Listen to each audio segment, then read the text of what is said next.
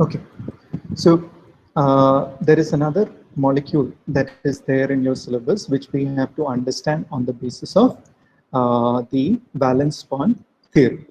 So valence bond theory, uh, as I already told you about the valence bond theory, how it works. So let us use that theory to understand the shape of the CH4 molecule, which is nothing but methane, which is a major component of your natural gas. In natural gas, the major component that you find is methane.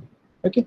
So by looking at this structure, and since we have already learned about the VSEPR theory and the Lewis structure and all, we know that the central atom is nothing but carbon.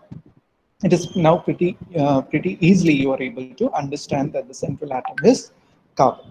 So that means the shape of the molecule will be on the basis of this particular central atom. So that means we have to consider now the atomic orbitals of the central atom, and then on the basis of that, the shape of the methane molecule will be understood. Okay.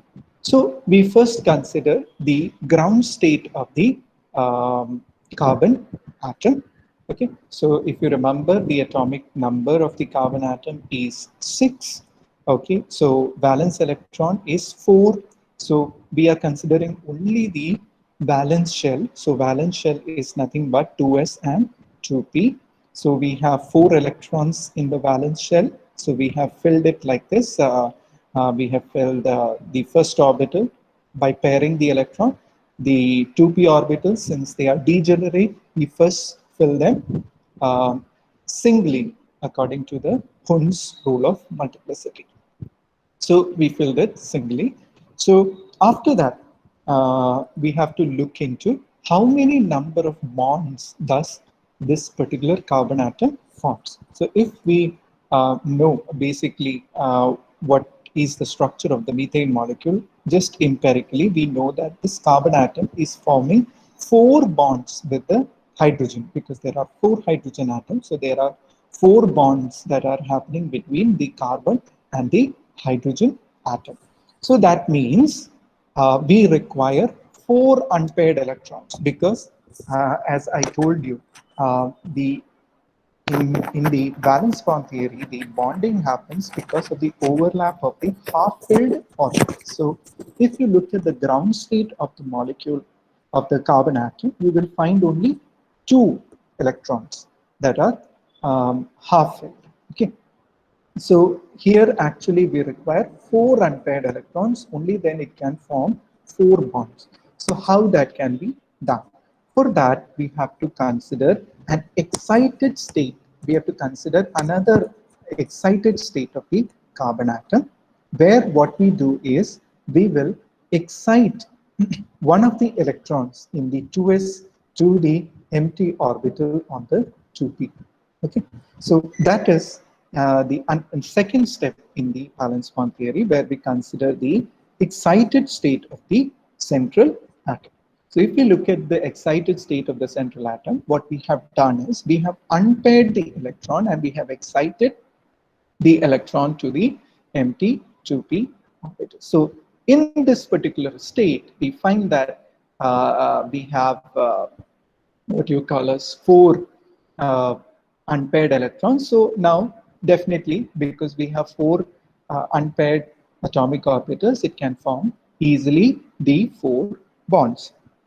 Okay, now if we now see how these atomic orbitals are formed. So here the orbital, one of the orbital is 2s and the other 3 orbitals are 2p.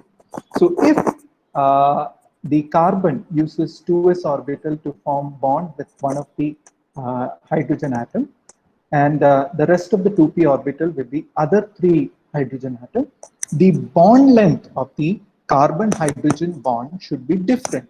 Why? Because in one case carbon is using 2s orbital, and the other cases it is using 2p orbital, and we know that s and p orbital there is an electronegativity difference, like s orbitals are more electronegative and p orbitals are less electronegative. So that means the bond that is formed using the 2s orbital should be shorter in length and therefore stronger, and the other 3 bonds that the carbon forms with the hydrogen are 2p orbitals, so that means they are more longer and they are therefore weak bonds. So that means all the CH bonds are unequal in their bond length. But we know from our experience with the methane and with the BSEPR theory, we are aware that all the bond length in the carbon and hydrogen, that is all the CH bond in the methane molecule, is having equal bond length, is having equal bond length. So that means what we cannot consider them as pure orbitals overlapping with the 1s orbital of the hydrogen. That understanding we cannot use, because if we use such kind of understanding, then it is very difficult to visualize that all the CH bonds are equal in their bond length and their bond strength. Okay, so to understand it more clearly, Pauling, one of the scientists, Linus Pauling, he introduced a concept called hybridization. Okay, the hybridization concept, which you might have already learned in your lower classes, and that is basically introduced by Linus Pauling. So actually, this overlap of orbital came first, and then because in order to understand methane molecule and the organic molecule, we needed some some different concepts. So Linus Pauling later on modified the valence bond theory, and he brought in the concept of hybridization. So what does hybridization talk about? So in hybridization, Linus Pauling told that when a particular central atom form bonds, it is usually not using pure atomic orbitals. Okay, what he told was that when the central atom is forming bond with the other atoms, usually they are not using pure atomic orbitals, but there is a mixing of these pure atomic orbitals, leading to a new set of orbitals, which he termed as hybrid orbitals. Hybrid, you know, it's a mixing. Okay, hybrid variety of dogs, you know.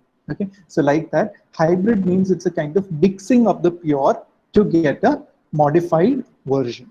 So that is what he said. So here, since it involves 2s and 2p orbitals, so he told that these 4 atomic orbitals, that is 1 2s orbital and 3 2p orbital, they mix together, leading to a new set of 4 orbitals, which he termed as hybrid orbitals. And when you are combining 1s and 3p orbital, the hybrid orbital, he named it as sp3, because 1s and 3p orbital, so that's why he named it as sp3. And as you can see here, I have joined these two together, because according to Linus Pauling, all the 4 orbitals, okay, all the 4 hybrid orbitals, they are equivalent. Okay, they are equivalent. That means they are equal in energy. Okay, and each of them contain single electron, or rather I would use the term they are degenerate. They are degenerate. So therefore, what happens here, what I have pictorially shown what is happening. So here we have 1s and 3p orbitals. So here we have 3p orbitals. We know, we already remember the structure. There is a px, py and pz. So here I have shown 2 of them on the plane of the board, and this particular p orbital, which I named it as pz, I have drawn it slantingly, because often in textbook you might have seen whenever the orbitals are shown to be perpendicular to the writing board, it is shown something like this. Okay, so that is what I have used here. So when the 1s and 3p orbitals combine together, it leads to 4 sp3 hybrid orbitals, and these hybrid orbitals are arranged in a tetrahedral fashion. So these hybrid orbitals are arranged in a tetrahedral fashion. So that is what is happening here. So I have this black lobes that I have shown here. These represent the 4 hybrid orbitals of the carbon atom, which is at the center of this of these hybrid orbitals. Okay, so the four hybrid orbitals are directed along the vertices of a tetrahedron. Okay, and we know that each of these hybrid orbitals, each of these four hybrid orbitals is half filled. That means each contain one electron each. Now, what happens when it forms bonds with the hydrogen? We know hydrogen, the atomic number it is 1s. Okay, and 1s contain one electron. So that one electron will combine with one of the hybrid orbital electron and they pair up, leading to a formation of a bond. So here what is happening? A bond is formed between the 1s atomic orbital of the hydrogen with the sp3 hybrid orbital of the carbon, leading to a sigma bond formation. Why I am saying this is a sigma bond? Because if you see, this is carbon atom and this is hydrogen atom, and it is the bond axis.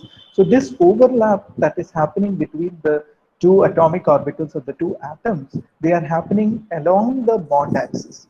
And that is why whenever the overlap is happening along the bond axis of the combining atoms, then those overlap lead to what you called as sigma bonds. Okay, those overlap are called as what you call as sigma bonds. This is represented by this Greek letter called sigma. These are called sigma bonds, written as sigma. These are called as sigma bonds. Okay, so that is how the shape that the molecule adopt gets a tetrahedral shape. So that is what I have written here. So here what you see is the shape of the molecule is a tetrahedral, because whenever the 1s and 3p orbital combine or hybridize, leading to four set of sp3 hybrid orbital, whenever the hybridization is sp3, we should automatically remember that it is the shape that the hybrid orbital acquires is the tetrahedral shape. So that is what is shown in here, that at the central atom, the four hybrid orbitals attain a tetrahedral shape. Okay, so this is a looks like a tetrahedral shape. So you can pretty much able to kind of draw a tetrahedron by joining the vertices here. That would be more appropriate way of putting the tetrahedron, because in 3 dimension when you try to write the shape, it is always advisable to put these tetrahedron. That is more better way of writing, but even if you draw something like this, that is also fine. If you are not very good at drawing a tetrahedron, you can simply show these atomic orbitals like this, not in any other way, in the way that I have shown in here. If you are able to draw it, okay, it is perfectly fine. So this is how we have found that the shape that the CH4 molecule have is nothing but the tetrahedral shape. Okay, so I hope you understood what I talked about here in the shape of the methane molecule. Let me discuss one more shape with you, and that is the PCl5 molecule. Okay, and I'll give you another example that you will try to do. You will try to do it yourself. Okay, so let us discuss about the PCl5 molecule. So if we look at the PCl5 molecule, what we find here is from the molecule and from our understanding about the application of VSEPR theory, we know that the central atom here is nothing but phosphorus. Okay. Again, central atom we can easily determine on the basis of the number. If the number of the atoms are pretty smaller, usually that atom would be considered as a central atom. Another way in which you can decipher it's a central atom is that if it is a more less electronegative atom. So if you compare phosphorus and Cl, phosphorus is less electronegative. So usually the less electronegative atoms comprises the central atom of a polyatomic molecule. So that is how we came to know about the phosphorus. Okay, so we now know that in this PCl5 molecule, phosphorus is the central atom. So all the shape of the molecule will be coming as a result of the atomic orbitals of the phosphorus atom. So we need to consider only that atom to understand the shape of the molecule. So we start with the ground state of the phosphorus atom. So we know it comes in the fifth group. Okay, so fifth D group. So it is having valence electron is 5. Okay, so that is what I have written here. So valence shell of the phosphorus is 3s and 3p. So when I talk about the third quantum number, it will also comprise of the 3d orbital. So I have drawn the 3d orbital there. Okay, so here what we see, there is a 3s orbital and 3p orbital. So I have filled the electrons like this. There are 5 valence electrons. So 2 of them I paired up, and 3p orbitals, since they are degenerate, I will occupy them singly according to the Hund's rule of multiplicity. Okay, because it leads to a larger exchange energy. Okay, and also it's more symmetrical. Okay, so that particular concept you might have already studied in your 11th and 12th standard, so you know about it. So this is the valence ground state electronic configuration of the valence shell of the phosphorus atom. Now the next step is to understand how many bonds does the phosphorus form. So if we look at this molecule, from an empirical understanding of this molecule, we know that this phosphorus is able to form 5 bonds because there are 5 Cl atoms. So obviously it will form 5 bonds. So that means if phosphorus is forming 5 bonds with the chlorine atom, that means phosphorus requires 5 unpaired electrons. So if we look at the ground state of the molecule, there are only 3 unpaired electrons. There are only 3 unpaired electrons. So how we can get a 5 unpaired electrons? Again, we will use the same concept that we used in the case of carbon atom. What we do? We will unpair this electron and jump it to the empty 3d orbital that are present in the third subshell. Okay, so here we excited this electron to the empty 3d orbital. So in that way, in the excited state, we have 5 unpaired electrons now available to us. Okay, so once 5 unpaired electrons are available to us, we know that it is able to form 5 bonds with the chlorine atom.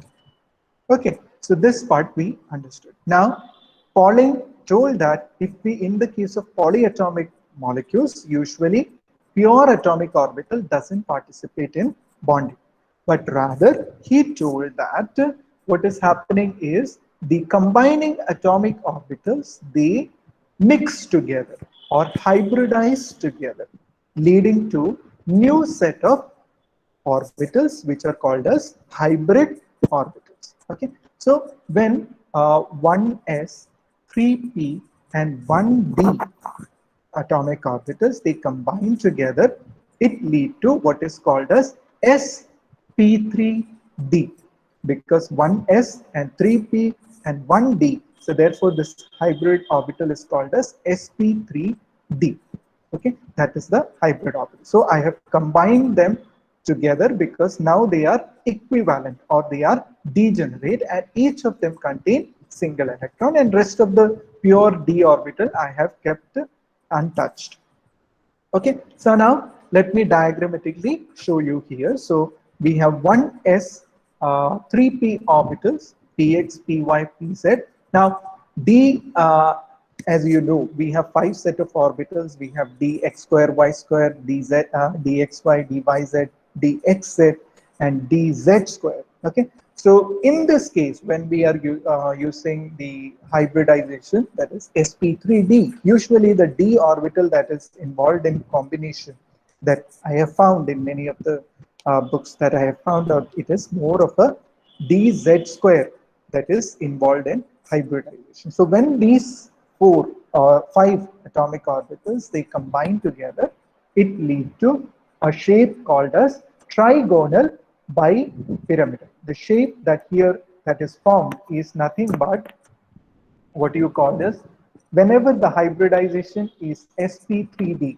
Okay, whenever the hybridization is sp3d, it leads to a shape called as trigonal. This shape we already know because we have discussed it in the BSCPR theory. So the shape that hybridization, that is sp3d, leads to is what is called as trigonal bipyramidal. Okay, so what is the shape? Basically, these 5 atomic orbitals directed directed along the vertices of an equilateral triangle at the center.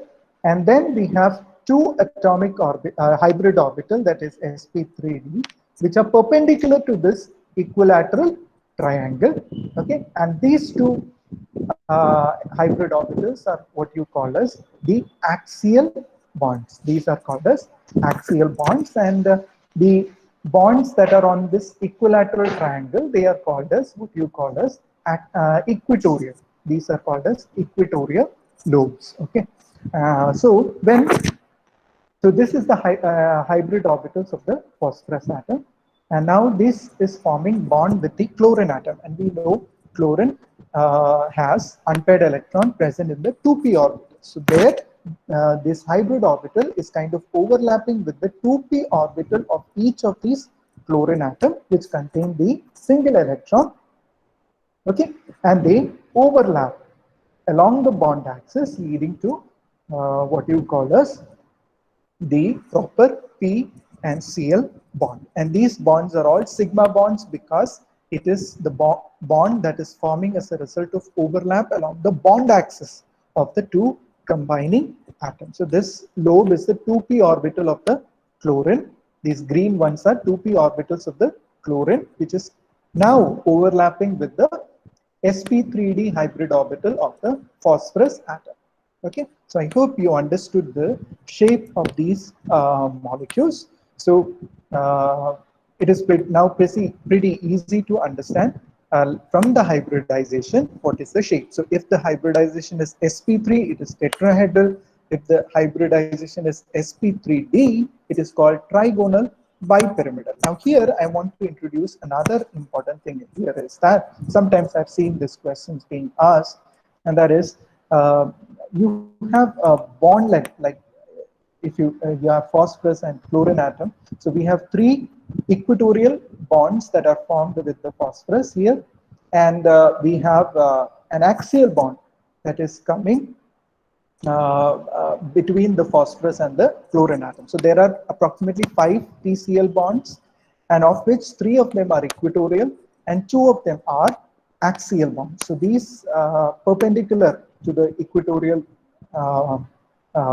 plane, these bonds are called as the axial bonds. So these bonds are axial bonds. Now these axial bonds are slightly different when it comes to trigonal bipyramidal, because trigonal bipyramidal, the angle between the lobes are slightly different. Here in the equatorial plane, if you consider, the angle between the lobes are 120. And if you compare the axial bonds, they are 90 degrees to each other. So there is a difference in the angle between each of the hybrid orbitals. As a result of that, what happens? These axial bonds are slightly elongated. These axial bonds are slightly elongated. Elongated means they are slightly longer. They are slightly longer. So if you, I'll quickly try to show you this. If you have your 3 PCl bonds, please don't go through my drawings, they are not very good. So if these 3 chlorine atom, okay, these 3 chlorine atom, they represent the equatorial bonds, okay, and they are shorter, and these axial bonds are pretty longer.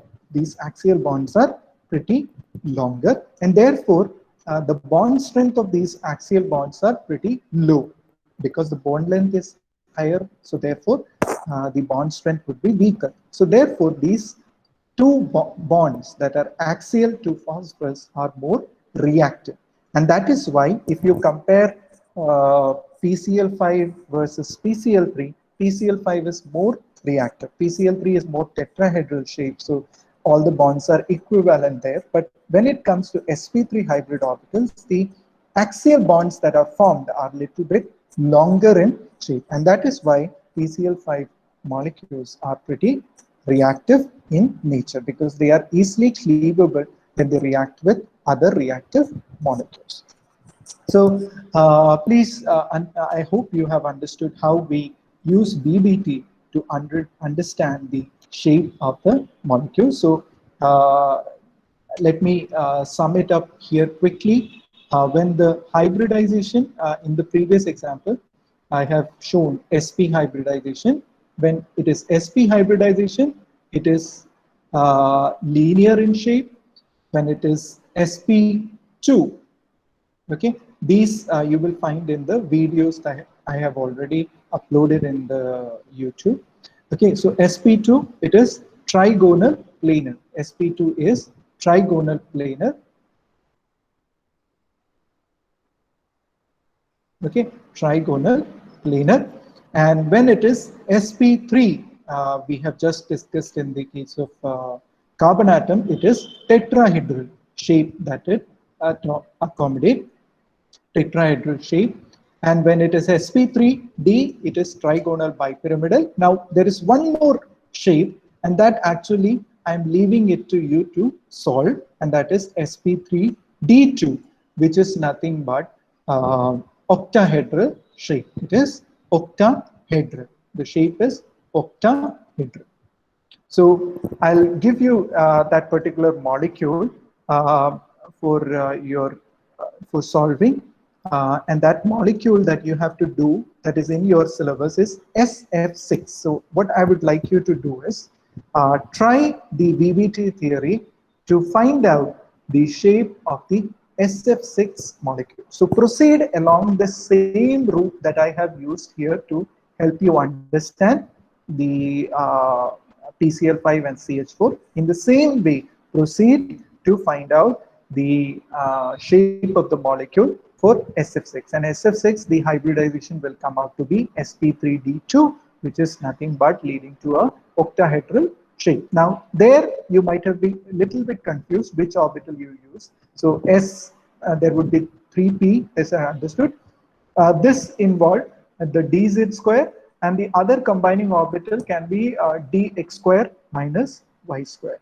Okay, that you can show, and then you can draw the octahedral shape. Octahedral shape would be having 4 left lobes on a square planar structure, and then you have 2 lobes pointing perpendicular to that square planar plane. Okay, so just try it yourself. Okay, I'm not doing that, and I would not be attaching the videos of it, but after solving, if you want to clarify any doubts, I'll definitely try to answer. But please try to solve this particular problem, and in the same fashion that I have shown in here.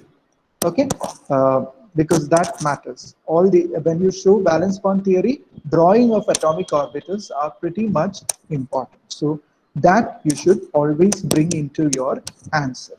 Okay, so I think that I think will take care of all the things that I need to discuss